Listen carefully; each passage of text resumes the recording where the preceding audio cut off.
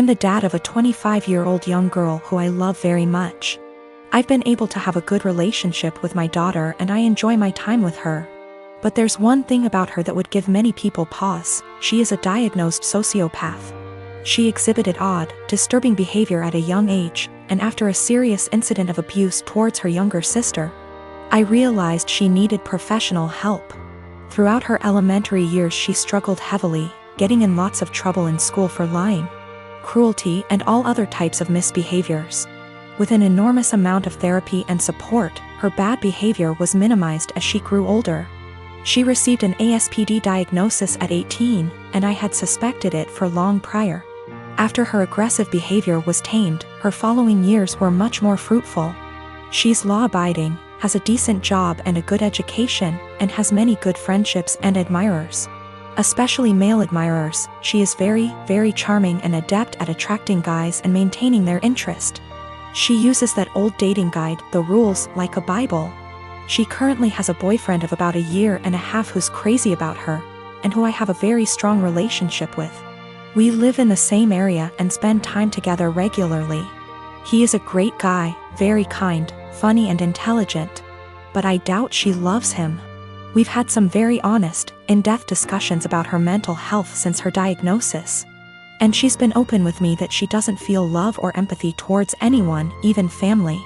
When she acted very sad and broken up over the death of one of her closest friends at the funeral, she confessed to me privately that it was all a put-on, and that she felt pretty neutral about the whole thing.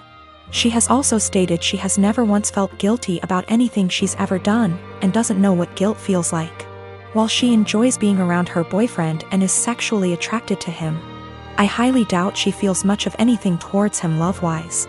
Her boyfriend, who might propose soon, has no idea about her diagnosis. And she's been very upfront with me that she has no plans to ever tell him, thinking it'll scare him away. I've made it clear to her that she needs to tell him the truth before they marry. That he has the right to know and consider it, or I will, to which she always responds, "I know you wouldn't dare." I really like and respect this young man, and would feel awful keeping this secret from him, and letting him walk into a marriage without this piece of knowledge. I'm not trying to sabotage my daughter's future. Maybe her boyfriend's love of her personality and other aspects is enough that it won't end the relationship. It's his decision to make, but he deserves all the facts. Someday he's bound to find out she's a bit off. It can't be kept a secret forever. I am a 33-year-old female, and I have had fertility issues for the past couple of years with my husband. He's 35. We went through with consultations, and while we had very promising results for treatment, the cost did give us pause. It wasn't that we couldn't afford it, we just weren't at the point yet where we were willing to pay. I discussed it with my husband and we were both fine with the idea of adopting. My cousin Tiffany, woman 25 years old, is adopted and she supported our choice in looking into it. However, this was a couple of years back, and during that time Tiffany was reunited with her birth parents, and she's been acting pretty hurtful to my aunt and uncle since then. She keeps making posts about how happy she is to know where she comes from and is happy about being reunited with her real family. She even talked about having her birth father walk her down the aisle as a chance to make up for lost time. Obviously my uncle was very hurt about this, but when he voiced it, Tiffany got defensive. She called my uncle selfish, how this was about her, and that he knew what he signed up for when raising someone else's kid. Before the pandemic, Tiffany moved closer to where her bio mother lived so they could make up for lost time. And Tiffany kept making post after post about all the fun she was having meeting relatives, and how she called / video chatted with each of her bio parents multiple times a week. Meanwhile, she barely texted back my uncle and aunt once a month. I could tell how heartbroken my aunt and uncle were, but tried to give Tiffany her space, and the few times they said anything she accused them of being selfish and unsupportive. I think the biggest thing that broke them was when Tiffany promised to come by for my aunt's birthday and was even given the money to travel to them, but then never showed up. She called literally the day before to say that her bio mom had an emergency so she wasn't going to make it, but didn't give back the money. I am completely disgusted by Tiffany's behavior, and while I haven't completely ruled out adoption entirely, I did want to give medical-assisted conception a try. My husband supported this, and we are now currently expecting. After we made our announcement, Tiffany messaged me asking why I would spend thousands on creating a child, when I could help one who already existed. I tried to play it off, but Tiffany kept pressing and calling me a bad person when there are so many children who desperately need a home, and overpopulation. It got to the point where she was pissing me off, and I just came clean and said that her behavior towards the people who loved and raised her was the reason. Tiffany got really upset, but I didn't care. However, her parents are now starting to say that I was wrong. I travel for work and my employer allows me to spend up to $100 / day on food. If I don't use it, I don't get to pocket the money. When traveling, I make sure to use the full $100 every day, so I'm eating very well. My wife is upset with me because I get to eat out for every meal at least 2 weeks a month. She says it isn't fair and I should just go to the grocery store and bring back food to my hotel. I've explained to her that it doesn't make sense since I don't get to keep the money if I don't use it. Every evening when I call her, she wants to know exactly what I ate. She can see the credit card statements reimbursed by employer, so she knows how much I spent. She'll see I spent $75 on dinner and start freaking out about how wasteful I am.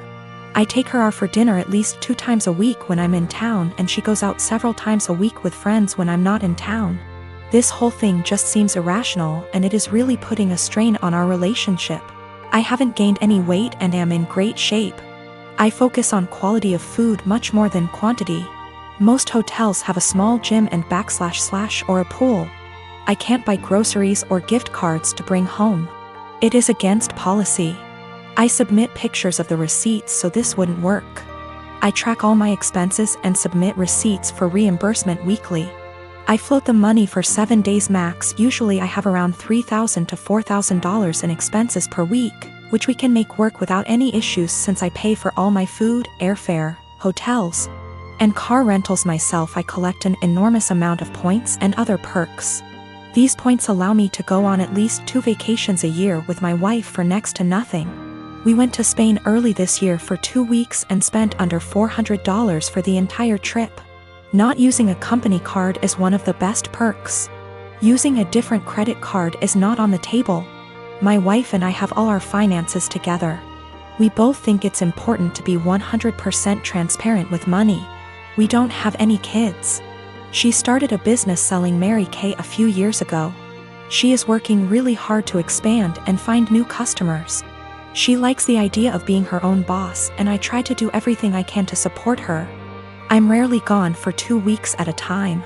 Sometimes I'm gone for only 2 days. On average, a trip lasts 5 days and I go on 3 a month. A lot are saying Mary Kay is a pyramid scheme. I don't really know that much about the details of the business. I see a lot of women selling makeup, candles, and diet-related products, so I thought this was normal. We've put in around $50,000 over the past 2 years. Most of the money goes towards buying inventory and training seminars. I'll have to do some research to see what is going on. My day-to-day is anything but glamorous. I've spent more time in the airport than I even care to think about. Things go wrong often on the logistical side. My work can be very stressful, but I've gotten very good at managing the workload. My boss encourages us to use the full expense amount. He understands the stress involved traveling so much. He's actually working on increasing the amount to $140 / day because of inflation. One of my best friends, Carla, is getting married soon. It's only meant to be a small backyard type of wedding, but they've been planning it for a few months now, and originally, it was supposed to be on my property. They wanted it because it's private, has lots of open space for the reception, a nice view, and the house could be used for them to get ready and stuff. Of course I said yes. She and her fiancé, Rick, were very happy. Thing is, Carla and I do have a history. We went out on and off in college but decided to stay friends. Then I met my wife, we got married, Carla met Rick, and now here they are. Now my wife knows I went out with Carla back in college and she didn't care. Carla still went to our wedding and everything. I never knew if Rick was told or not. It's not my relationship, therefore not my business to say anything, so I never did. Rick found out recently, and not in the best way. Not sure how, but from what I heard from friends is that one mutual friend told him, no idea why, we used to date. Not only that, but apparently Carla said a couple years ago she was still in love with me when she was already dating Rick. Don't have actual confirmation if that's exactly what he was told.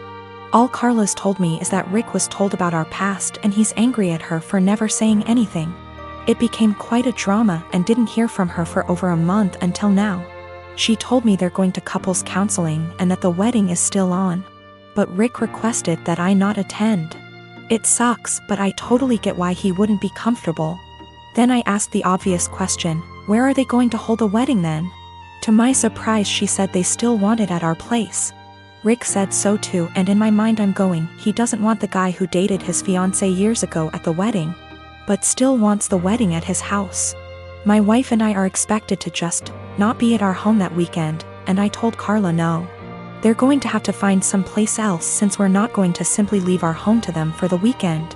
Not only for safety reasons, but it just doesn't make sense. Rick doesn't want me around because he's not comfortable but is comfortable enough to have their wedding at my house. They really want their wedding here though, and because of that I've been bugged by not only her but also Rick, and some friends who think I'm being a petty asshole for not letting them have the wedding here anymore. Honestly, don't think that I am. It just doesn't make sense at all to have to leave our own place for a wedding we're no longer welcome to and leaving our home totally vulnerable. Still, being accused of sabotaging their wedding, and Rick believes it's the least I can do after everything.